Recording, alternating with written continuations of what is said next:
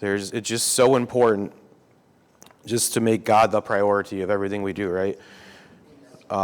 We will note, and he's got here, we will note simply that there are several general priorities that the Bible emphasizes, and that there are priorities in much more specific sense in regard to these three important areas. So he's got a breakdown of a couple different important areas in here that we're going to kind of cover today. So then there's an order to it as usual, right? Because there's always an order in God.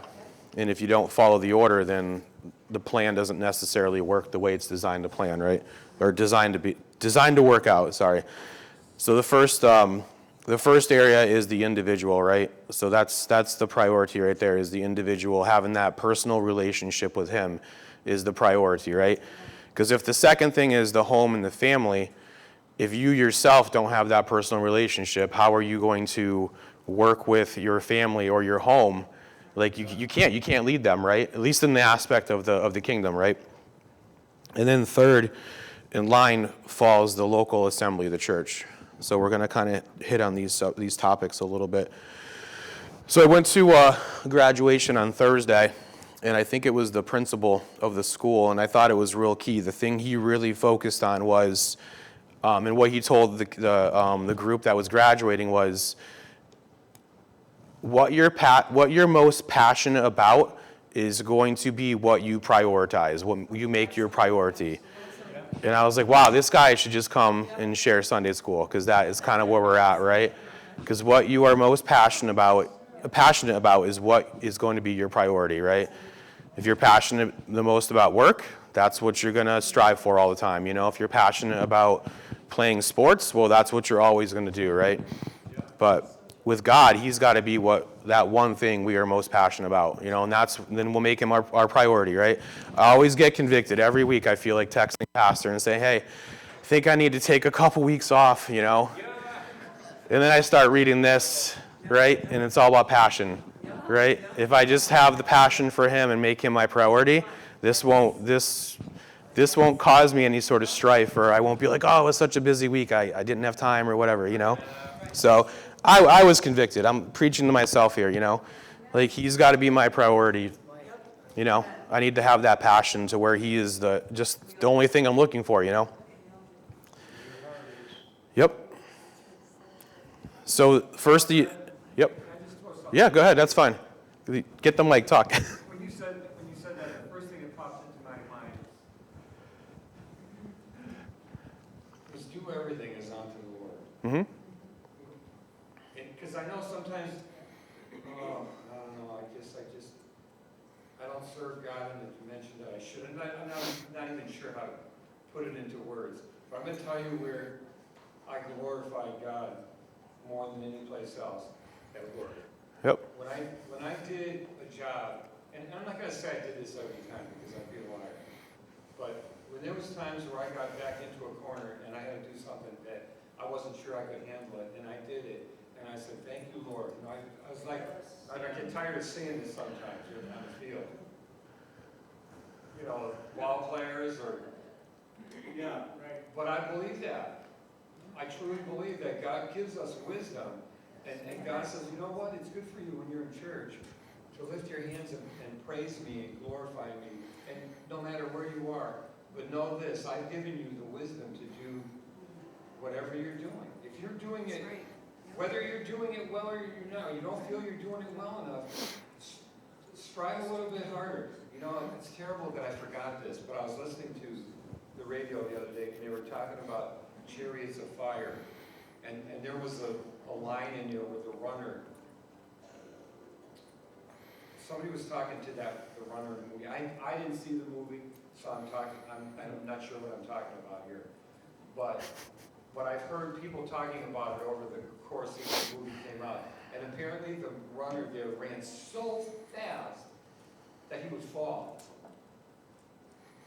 and get back up again and start running. And he would set records. And they said to him, why do you run so all out fast that you can't even control, you know, the way you're running? And he said, basically, this is what he said. I'm going to paraphrase it. And if you ever hear the line, you're going to say, why are you close? But he said, basically, I feel that it puts a smile God's face.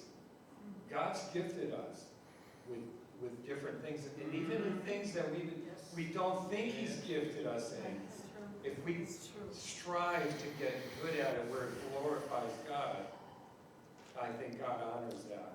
God said, well, I didn't really anoint you in that area, but I can see you really using it to get me praise. I'll bless you in it. Yep. And so that's what I did. And it's, it's come back to me. It's really good. I'm very happy that over the course of my life at work, I was able to do that. And I know in my heart that it was God. I just had this thought the other day again. I said, thank you, Lord. I never made it this far without you. Not only in that area, but other areas in my life. Yep. I want to say something about this passion thing, because it's so true. And I think we find that we don't feel that we're adequate to stand here and do that, And I'm going to speak for myself, because when my sister, she went away and she texted me and she says, so will you do a ladies meeting? I said, nope. Have somebody else do it. As soon as I said that, man, that conviction went, I said, all right, so I had to text her back. I said, yeah, I'll do it. But I had to, mine was on a voice-to-voice experience. And we have this passion, and God has put this passion in us. And sometimes we think that we just have to sit there and study all the time, but God really speaks to us in everything that we're doing. And if we can hear that voice, no matter what. The Bible, this was a scripture that the Lord gave me. My sheep hear my voice. They know my voice. So we have to run after that thing. We don't always have to be sitting there studying, because let me tell you what, I think that we're very well versed in this church. And it's not only hearing it, we have to put it into practice. And if we never stand there, or if we never do some of the things that God has called us to do, the passion doesn't get stirred up. Yep. Sometimes we have to stir up that passion. Yep. Remember David, what did he say? He had to encourage himself in the Lord, And I'm sure everywhere David went, his mind was set on God, and that's what we need to do. We need to have our mind set on God so that we can hear that voice. Yep. In every situation. And the passion, I believe the passion is there. I really do. So just on a side note, my mother-in-law loves doing ladies' meetings. She told me the other day, so if you ever want to pass it on, she'll take over. It's a plug for you back there. But no, it's so true. It's just like what you guys just said. It's just not like, we don't have to quit our jobs and be like, all right, God, my passion, I'm just going to read the Bible all the time. And the passion is just taking him with you wherever you go, and being his reflection at your job, at your school, at wherever you're going. Like, that is the passion that we need, though, because a lot of times we get tired, or just the flesh just takes over sometimes, right? So, right, no, I'm not saying not to, right. No, I know, and I didn't say that either. Right, to show yourself approved. If you don't study and you don't know the word, and you don't have that Christ in you, you surely can't give it out. Right. So there has to be that time of alone. It's a balance. Yep. All right, so going back to starting this off. So, yeah, that's fine. I really didn't want to talk a lot today anyway, so it's all good. So if you're hesitant to grab the mic, feel free, grab the mic. If you got something to say, this is your day today. So anyway, so the individual, right? We commit to placing God as the center and priority of our lives and everything we do. So that's the individual aspect there. Believing and committing is the foundation for everything we do in God, right? So believing, you have to believe first, right? Have that faith, and then you make that commitment, right? And that's the foundation for everything we do. Without him, we would be lost, right? Like, I was thinking about that the other day. I'm like, God, where was I before I knew you? Like, thank God I really couldn't remember, because that was a long time ago. But like, without him, we would be lost, right? We'd have no direction, no moral grounding. There's no meaning or purpose, right? when we make him our number one priority, it means we're making the decision to set aside our own selfish desires and distractions and only focus on him and his love and grace through Jesus. So like it's not like I just said, it's not just quitting everything you're doing. It's just making him the priority, the focus of where you're going and what are you reflecting wherever you go, right? Good. Sister Donna needs the mic. She likes doing ladies' meeting too, so. I do, I love See, lots of plugs. No, I don't love to do it. You got lots of teachers, see? I love what Sister Eileen said, because we're all in a place now where it's like, well, we just want to hear you. You know, we just want to hear your voice. And I think the wonderful thing is once we hear his voice, the best thing for me when I hear his voice is like, oh, why don't you be concerned about that anymore? Oh, wow, that's great. Or, you know, however he's responding to you as you're seeking him and you're hearing his voice. And it's like when Irene said, you know, that verse, my sheep know voice and follow me. I remember Pastor Dale saying, they are well acquainted with his voice. And that's the one thing that we need to do is get really well acquainted with his voice. So it's like, that wasn't me. I know that was your Lord. And it doesn't matter if anybody else doesn't believe me. I know your voice. Yep.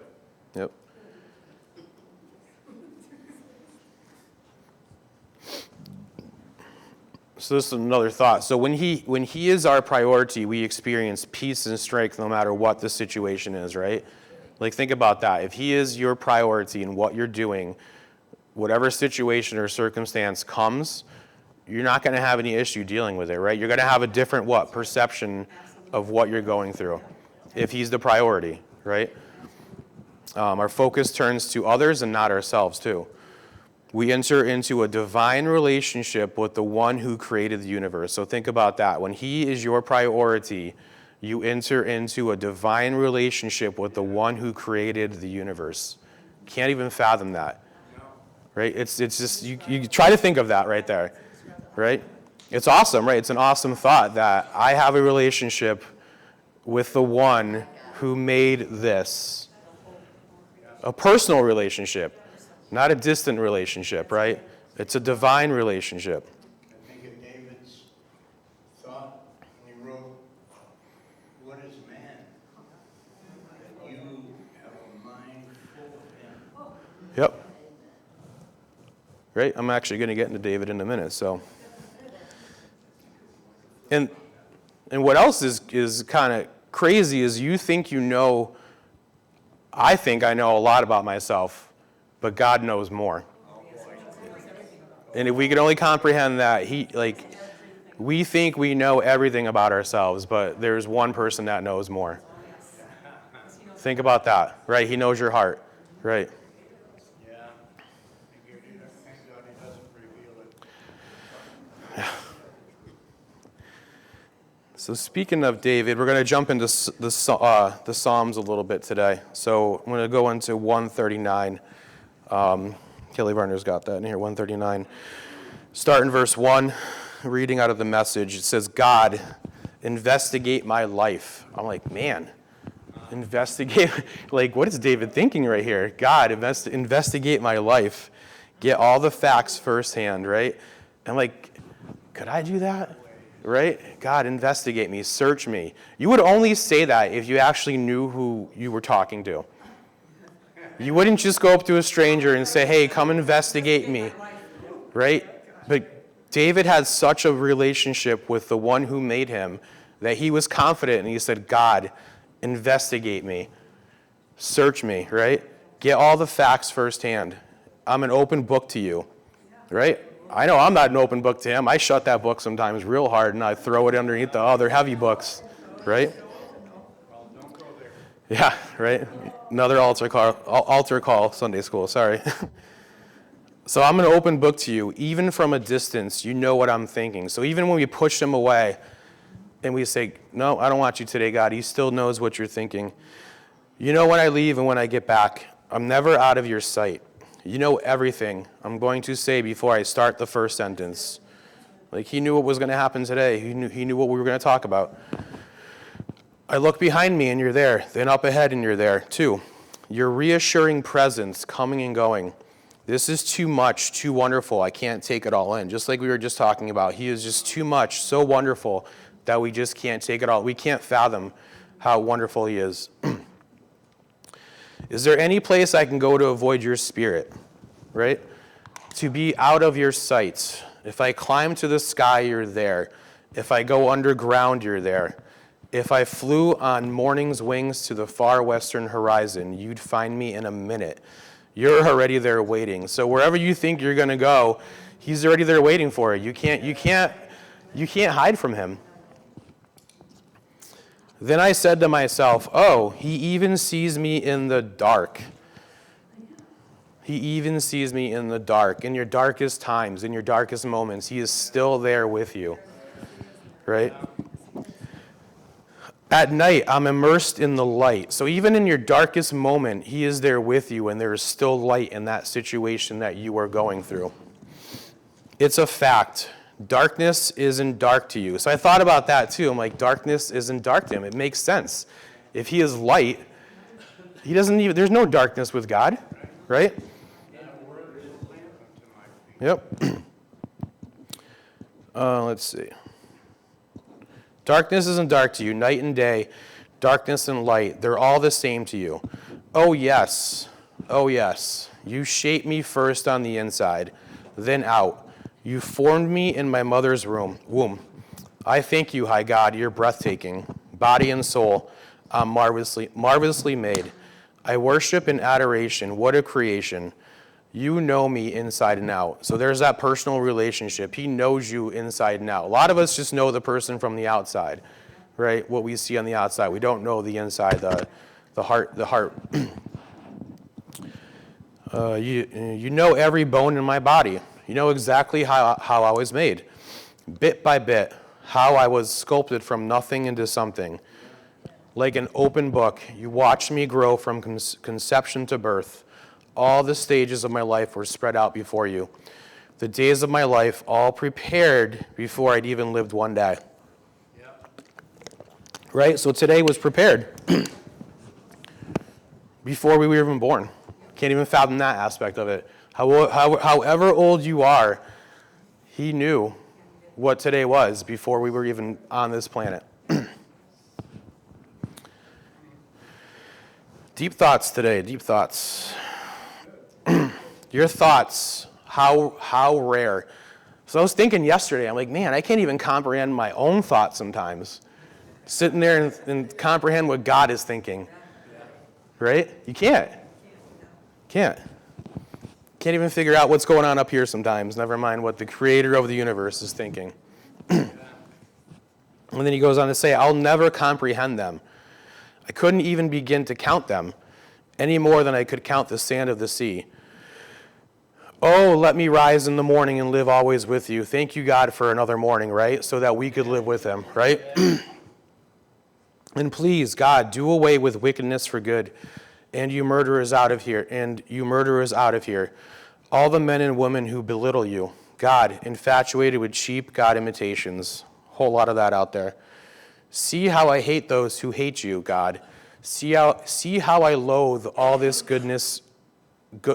all this godless arrogance. I hate it with pure, unadulterated hatred. Your enemies are my enemies. Then he goes on to say, investigate my life, O God. Find out everything about me. Cross-examine and test me. Like, this is where I thought David was nuts, right? He's saying, cross-examine me and test me. Get a clear picture of what I'm about.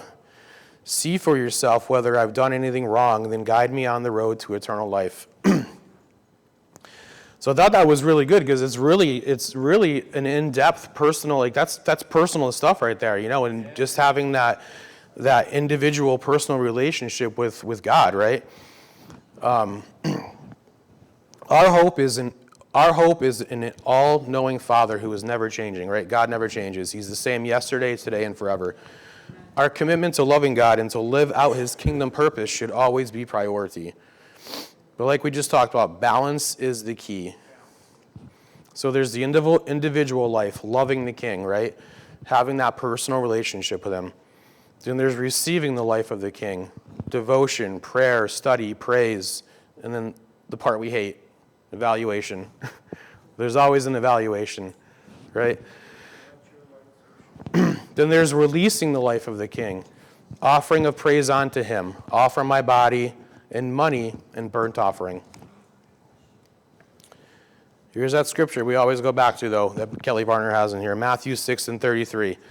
But first and most importantly, seek. The Amplified Bible says, aim at, strive after his kingdom and his righteousness, his way of doing things, not my way, and being right the attitude and character of God. And all these things will be given to you also. Let's see, where are we?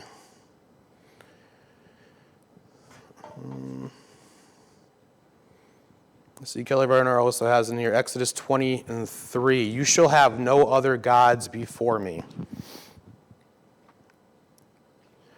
Kind of touched on that last week when I spent that portion of Sunday school reading out of Deuteronomy 28, the part we didn't like about all the curses that would come, right?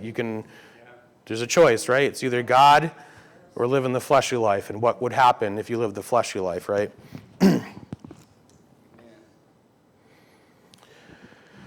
Let's see. Kelly Varner's got Mark 12 in here. So Mark 12:28. The one of the scribes, an expert in Mosaic law, came up and listened to them arguing with one another, and noticing that Jesus answered them well, asked him, which commandment is first and most important of all? Jesus answered, the first and most important one is, hear, O Israel, the Lord our God is one Lord, and you shall love the Lord your God with all your heart and with all your soul, life, and with all your mind, thought, understanding, and with all your strength. So I was kind of pondering on that a little bit, and like the first and most important one, right, is to love your Lord or God. But actually, the first and most important thing to do is to hear. Hear what he's saying. And you can't hear what he's saying if you don't have that personal, individual relationship with him, right? Because if you can't hear him, you don't know that he wants you to put him first, right? Let's see. Got Matthew 7 in here, verse 5. You hypocrite, play actor, pretender. First get the log out of your own eye, and then you will see clearly to take the speck out of your brother's. So Kelly Varner, sorry, I kind of jumped here a little bit. He's got all these he breaks down a lot of these aspects here into different, like he's got, let's see, the Bible reveals several general priorities taken from a word study of the term first. So we're kind of going into that aspect of it, the first. Let me see, where are we?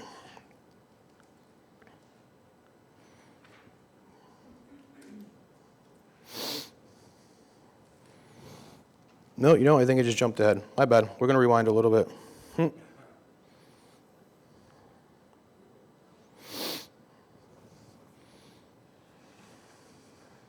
Where are we here? Okay, my bad. We're going to rewind a little bit. So we're going to get into the home and family life. That's what Kelly Varner has next here, the home and family life. So husband or wife is what he has here. Don't go down there. You want me to just skip it? Should I skip it? Okay, we'll skip it. Just preach the part of wives obey your husband. Yeah, right.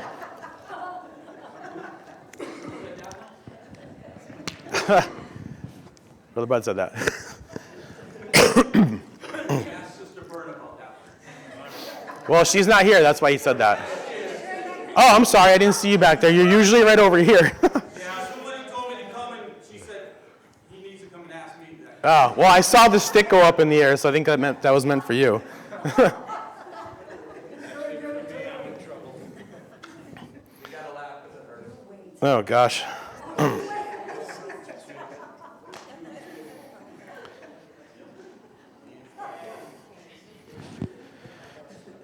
All right, let's refocus here. So we're talking about the home and the family. I don't want anybody to get hurt because Yeah, okay, moving on. Husbands, maybe I'll skip, no, I'm just kidding. So husbands or wife, let's see.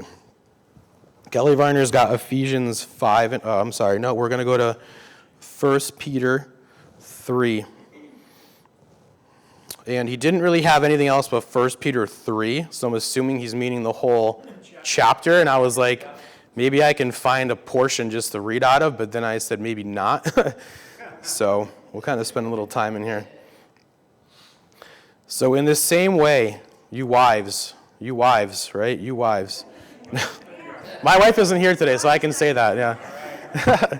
Be submissive to your own husbands, subordinate, not as inferior, but out of respect for the responsibilities entrusted to husbands and their accountability to God, and so partnering with them. Right, that was so key. Like it's not like what Brother Bud. It's not an inferior thing. It's more you're here to help, because the reality is we are the ones that are accountable when this thing is over with, right? So be a partner to them, so that even if some do not obey the word of God, they may be won over to Christ without discussion by the godly lives of their wives.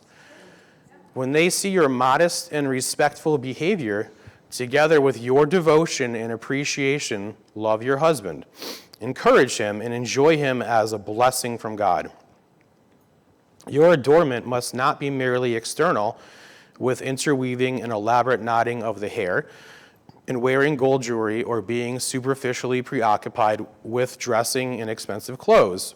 But let it be an inner beauty, right? It's all about the inside, the hidden person of the heart, with the imperishable quality and unfading charm of a gentle and peaceful spirit, one that is calm and self-controlled, not over-anxious, but serene and spiritually mature, which is very precious in the sight of God. For in this way, in the former times, the holy women who hoped in God used to adorn themselves, being submissive to their own husbands and adapting themselves to them. Just as Sarah obeyed Abraham, following him and having regard for him as the head of their house, right? She probably thought he was crazy at some times, but she still, regarded that he was the head of the home, and she followed him, calling him Lord. And you have become her daughters if you do, calling him Lord. And you have become her daughters if you do what is right without being frightened by any fear. That is, being respectful toward your husband, but not giving into intimidation, nor allowing yourself to be led into sin, nor to be harmed. Right? So we're stopping there. Now we're going to move on into, in the same way, you husbands. Right? So now we have something we have to do. Live with your wives in an understanding way, with great gentleness and tact, and with an intelligent regard for the marriage relationship. As with someone physically weaker, since she is a woman, show her honor and respect as fellow heir of the grace of life, so that your prayers will not be hindered or ineffective. Finally, all of you be like-minded. So that's the key piece. Like-minded. How can two walk together if they are not like-minded? Right? Like, how can you raise a family if you are not like-minded? It's not easy. How can you build a church if you are not like-minded? But it starts with the individual person, right? You got to have that individual personal relationship with the Lord, and then it builds, right? There's that order we were talking about. One thing kids learn quickly is how to put a wedge between mom and dad. Yeah, it's true. It's true.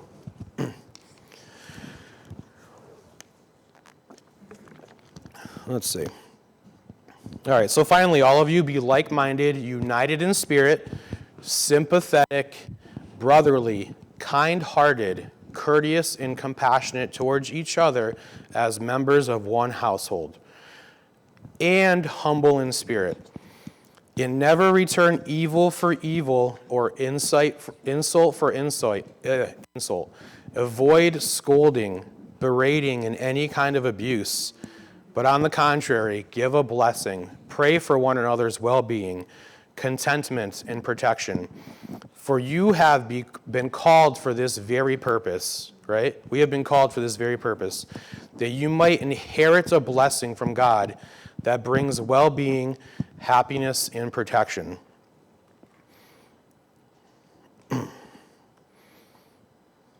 Like, I just think of like there's divorce is rampant in the world, and I read this, and I'm like, well, this is why nobody's reading this and actually living this out right now, you know? Like, I always, like, where I work right now, it's crazy. You always hear about fights happening between, so I have a cop at my store, open to close, and he's always got his little CB thing going on or whatever, and you can always hear the calls, and you can always hear what is happening, and there's all about like just fights between domestic disturbance. I'm like, God, it's just so crazy. Like, but it's all about having that individual relationship with the Lord, right?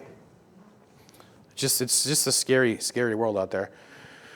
For the one who wants to enjoy life and see good days, good whether apparent or not, right? Good days, good whether we can actually see it in the natural, right? It's always a good day when you're breathing, right?